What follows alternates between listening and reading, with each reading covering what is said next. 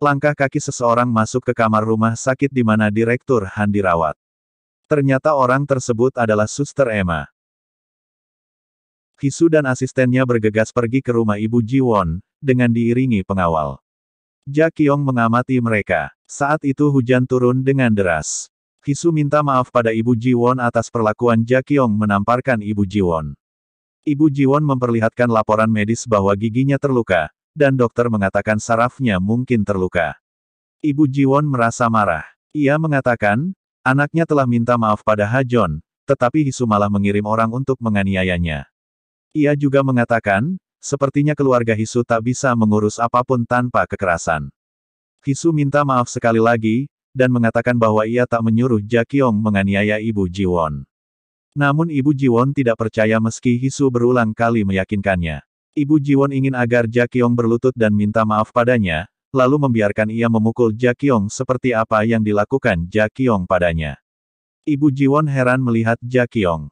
Ia tidak terlihat seperti guru les, tetapi seperti seorang ibu yang hilang akal karena anaknya. Hisu terdiam mendengarnya. So Hyun berbicara dengan kepala pelayan Jo. Kepala pelayan Jo sudah bekerja selama 10 tahun di sana. So Hyun lalu membahas tentang anak kepala pelayan Jo yang bekerja di Hotel Hyowon, dan adiknya yang bekerja di media Hyowon. So Hyun lalu menegaskan, bahwa semua akan kena imbas jika rumor di rumah itu berasal dari kepala pelayan yang serba tahu. Kemudian So Hyun mengatakan, ia akan memecat Yu Yeon besok. Ia meminta kepala pelayan Jo menjaga mulut para pelayan di sana. Sesampainya Hisu di rumah, ia melihat Ja Kyung. Hisu mengatakan bahwa Ibu Ji-won ingin Ja Kyung berlutut minta maaf dan dipukul seperti apa yang dilakukannya. Ja Kyung menjawab, ia akan mengatasinya. Saat Hisu bertanya dari mana Ja Kyung tahu rumah Ji-won, ia menjawab tahu dari Pak Kim, supir Hisu. Ja Kyung berkata akan berlutut dan minta maaf. Hisu melarang, karena tidak mau pegawainya direndahkan. Lantas Ja Kyung menjawab, ia akan mengatasinya, dan Hisu tidak perlu ikut campur. Seorang pelayan tidak sengaja melihat Ja Kyung bertemu dengan Ji Yong. Pelayan itu melihat mereka berjalan berdua entah kemana. Nyonya Yang, memarahi Yu Yeon terkait hubungannya dengan Su Hyuk. Nyonya Yang, marah karena menganggap Yu Yeon telah menggoda Su Hyuk dan tidur di kamar Su Hyuk. Yu Yeon minta maaf, namun ia berkata bahwa ia tidak bersalah hingga harus dipukuli seperti itu. Nyonya Yang, semakin marah mendengarnya. Hisu datang menenangkan. Nyonya Yang, berteriak bahwa suaminya, suami Hisu, dan Jin Ho, terpikat pada wanita rendahan. Ia tak akan membiarkan Su Hyuk mengikuti jejak yang sama. Nyonya Yang, meminta Hisu mengusir Yu Yeon. Hisu mengobati memar di pipi Yu Yeon. Ia minta maaf atas perlakuan ibu mertuanya. Hisu lalu bertanya kenapa Yu Yeon tidur di kamar Su Hyuk. Yu Yeon pun menceritakan apa yang terjadi sebenarnya. Ja Kyung bersiap pergi. Ia menuju rumah Ibu Ji-won. Saat itu, Ibu Ji-won masih dalam keadaan marah, dan mengatakan untuk bertemu di kantor polisi saja, lalu mencoba menutup pintu, namun ditahan oleh Ja Kyung. Ja Kyung memohon, dan Ibu Ji-won pun mempersilakan Ja Kyung masuk. Saat sudah duduk dalam rumah, Ja Kyung hanya duduk. Ibu Ji-won menyuruh Ja Kyung berlutut dan menerima pukulannya. Ja Kyung berkata apakah Ibu Ji-won mampu menghadapi konsekuensinya. Ibu Ji-won tidak mengerti apa maksud Ja Kyung. Ja Kyung lalu mengatakan bahwa sebelum menikah, Ibu Ji-won adalah penjual bunga, kemudian mengganti identitasnya. Ibu Ji-won adalah pegawai terbaik di Hydra, yang merupakan tempat hiburan. Ja Kyung lalu menegaskan apakah Ji-won tahu apa pekerjaan ibunya di masa lalu. Ibu Ji-won terkejut, dan ketakutan. Dengan penuh rasa marah, Ja Kyung berkata, jika ia macam-macam lagi, ia akan mengirim surel pada Ji-won berisi informasi 60 pria hidung belang yang pernah dilayani Ibu Ji-won. Dengan emosi Ja Kyung berkata, jika kau merudung anakku lagi, aku akan menghancurkan jiwa anakmu dengan kedua tanganku. Ibu Ji-won ketakutan. Ja Kyung lalu beranjak pergi, dan terbayang saat ia berbicara dengan seseorang yang tidak dilihatkan wajahnya, bahwa ia ingin memeluk anaknya, Ha-jon, walau hanya sekali. So Hyuk telah kembali ke rumah. Ia melihat ada pegawai baru yang sedang ditraining oleh kepala pelayan Jo. Saat itulah Su Hyuk tahu dari kepala pelayan Jo bahwa Yu Yeon telah diusir oleh Nyonya Yang. Su Hyuk lalu berlari dan menyalakan mobil di tengah hujan deras. Yu Yeon kembali ke tempat Suster Emma. Suster Emma menasehati Yu Yeon agar tidak menaruh hati pada Su Hyuk. Lalu ponsel Suster Emma berdering. Ia menerima telepon dari Su Hyuk yang bertanya apakah Yu Yeon ada di sana, dan ia ingin ke sana saat itu juga. Suster Emma melarangnya karena sudah larut malam, namun telepon langsung ditutup oleh Su Hyuk. Su Hyuk mendatangi tempat Suster Emma. Suster Emma menyuruhnya agar datang esok pagi, namun ia tidak mau. Su Hyuk meminta agar ia boleh membawa Yu Yeon kembali. Suster Emma menyuruh Su Hyuk menunggu di luar karena laki-laki tidak boleh masuk, sebab itu adalah tempat tinggal suster. Saat Suster Emma kembali, ia mengatakan bahwa Yu Yeon tidak ada di sana, sepertinya ia kabur membawa semua barang-barangnya karena tahu Su Hyuk datang. Suster Emma mengatakan sebaiknya Su Hyuk tidak mencari Yu Yeon demi kebaikan mereka berdua. Ji Yong pergi menemui Nyonya Yang.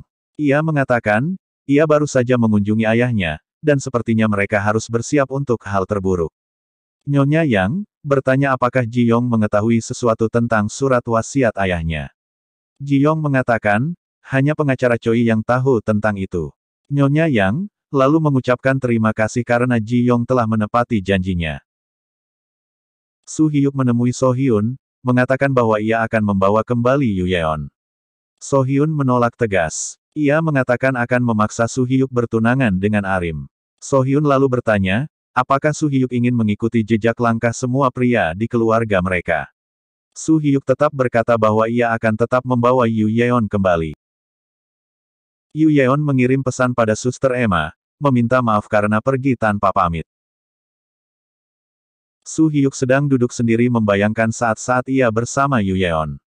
Salah satu pelayan mendekatinya. Dari pelayan itulah Su Hyuk mengetahui segala hal tentang Yu Yeon, termasuk ayah Yu Yeon yang terlilit banyak hutang, dan menggunakan seluruh gaji di Hyowon untuk membayarnya. Saat pelayan itu bertanya apakah Su Hyuk menyukai Yu Yeon, So Hyuk menjawab ia hanya merasa bersalah. Pelayan itu pun bersedia mencari tahu di mana Yu Yeon tinggal. So Hyun dan Ja Kyung berbincang-bincang. So Hyun bertanya apakah Ja Kyung menikmati pekerjaannya. Ja Kyung menjawab tentu saja. Ia bertanya apakah Ja Kyung sudah memperkenalkan diri pada Nyonya Yang, karena sepertinya mertuanya itu tidak tahu nama Ja Kyung. Ja Kyung menjawab, ia sudah bertemu Nyonya Yang. So Hyun mengatakan jika ada masalah, beritahu dia, karena dialah orang yang membawa Ja Kyung ke sana. Saat Nyonya Yang akan berjalan-jalan, ia berpapasan dengan Ja Kyung. Nyonya Yang terhenti mengunyah roti yang sedari tadi dimakannya. Pelayan yang menemaninya pun sampai heran melihatnya. Nyonya Yang terlihat ketakutan.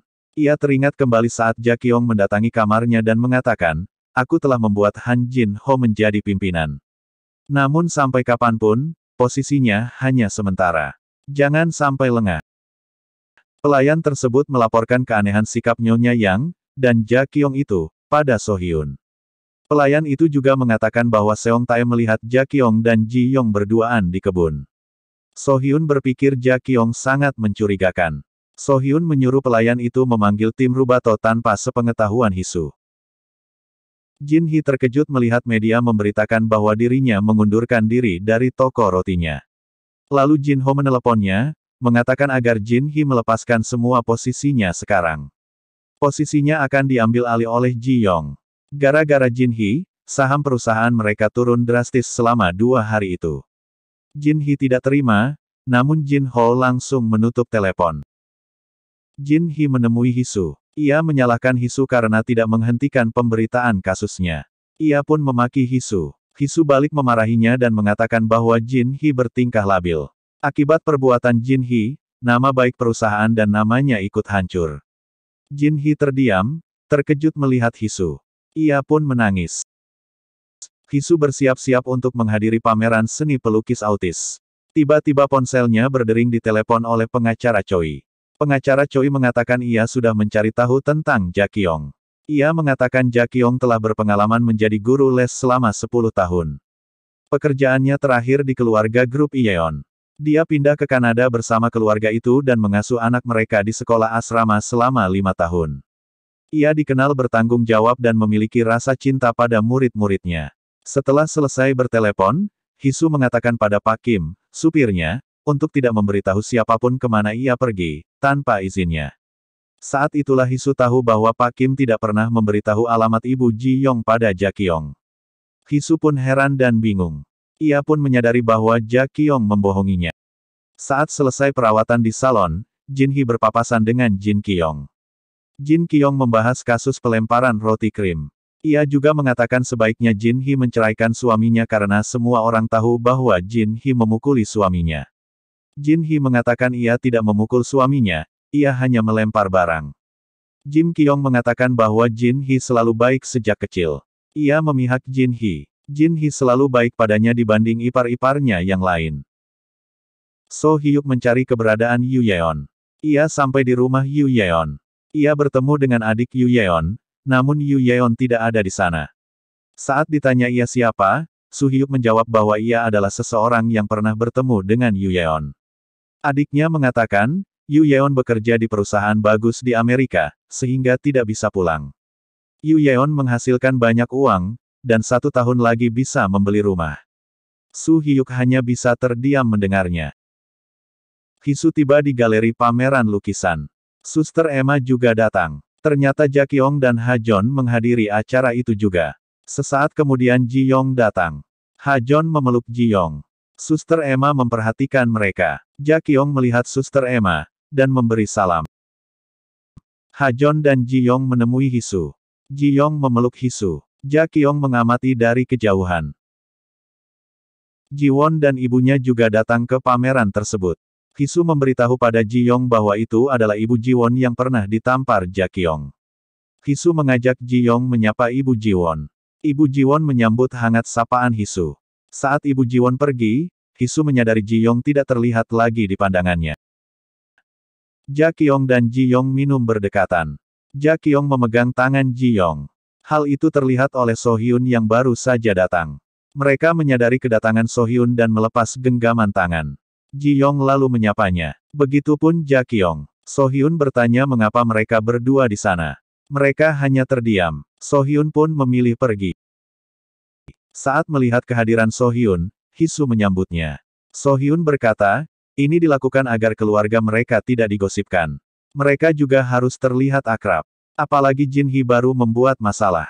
Hisu tertawa sambil bercanda bahwa ia pernah mendengar pasangan palsu, tapi belum pernah mendengar hubungan ipar palsu. Hisu menelepon ponsel Ji Yong. Sementara itu Ji Yong sedang bermesraan dengan Ja Qiong di sebuah ruangan. Mereka terhenti sejenak saat ponsel Ji Yong berbunyi. Ja Qiong merampas ponselnya saat melihat itu panggilan dari Hisu.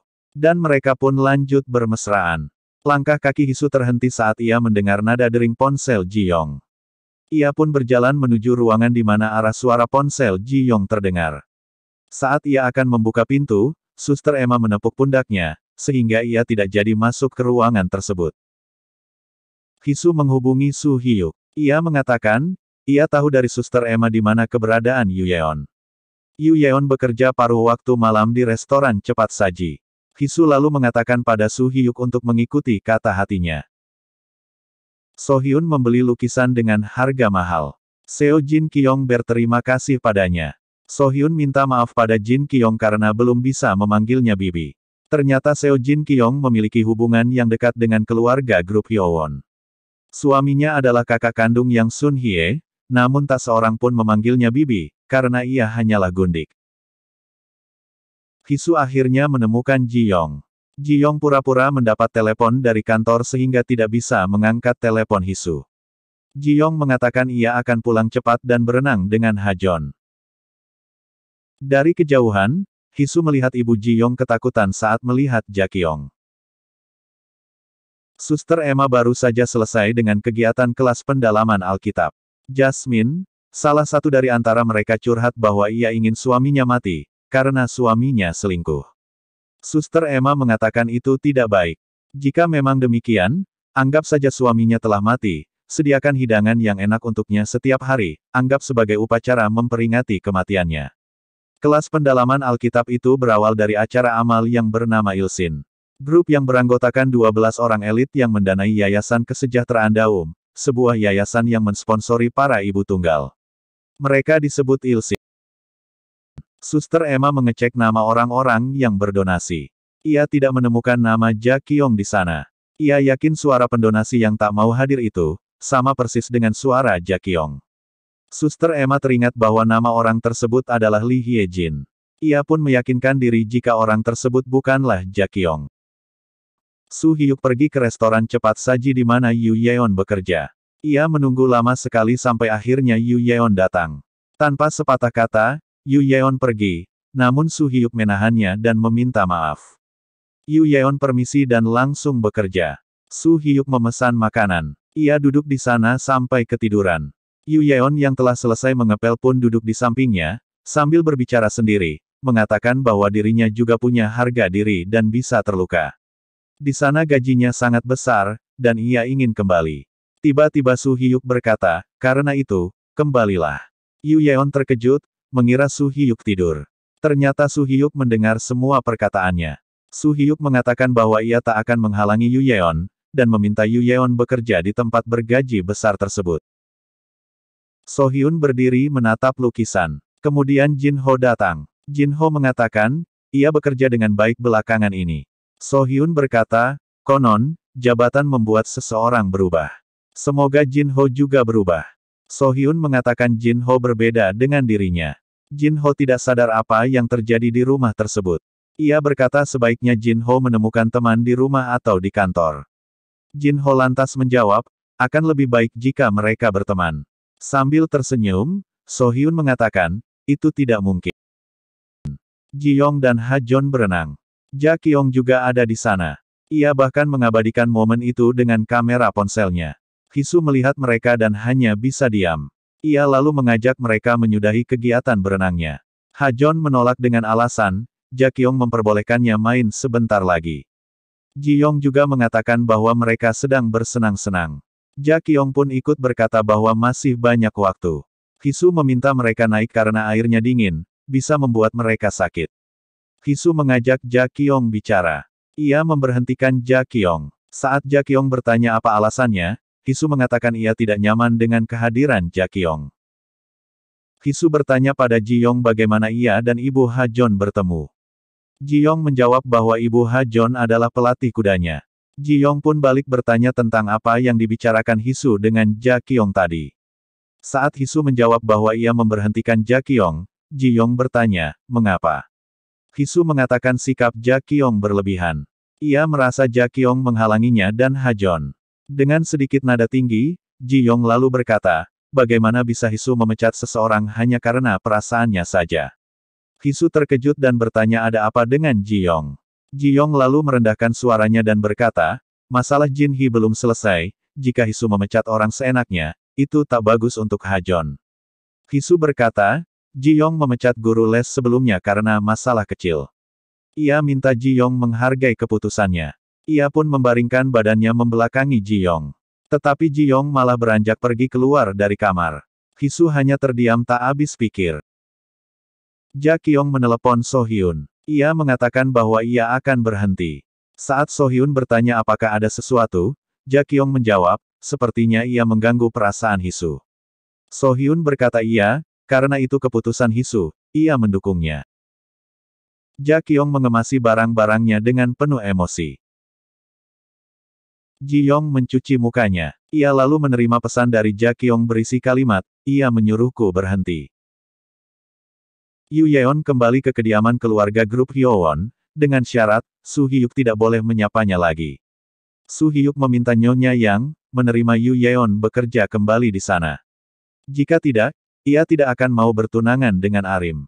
Su Hyuk juga mengatakan pada neneknya itu untuk tidak sembarang memukul orang yang bekerja di rumah itu. Pagi hari, saat Hisu menyiapkan sarapan, Ha Jon mempertanyakan pada Hisu, kenapa ia mengusir Ja Qiong. Hisu terdiam mendengarnya. Ha Jon lalu berkata, apakah Hisu sama seperti Bibi Jin Hee?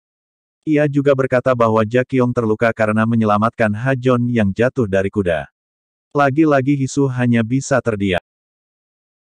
So Hyun bertanya pada Nyonya Yang, apakah ia mengenal Ja Qiong sebelumnya. Nyonya Yang bertanya siapa Ja Qiong.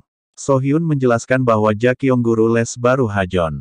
Nyonya Yang terlihat gugup. So Hyun berkata bahwa Ja Qiong akan segera berhenti. Sohyun mengatakan ia menyadari semua hal yang terjadi di rumah itu. Ia meminta Nyonya Yang menceritakan apa yang diketahui Nyonya Yang. Hisu meminta rekaman kamera pengawas di tempat kelas kuda Hajon.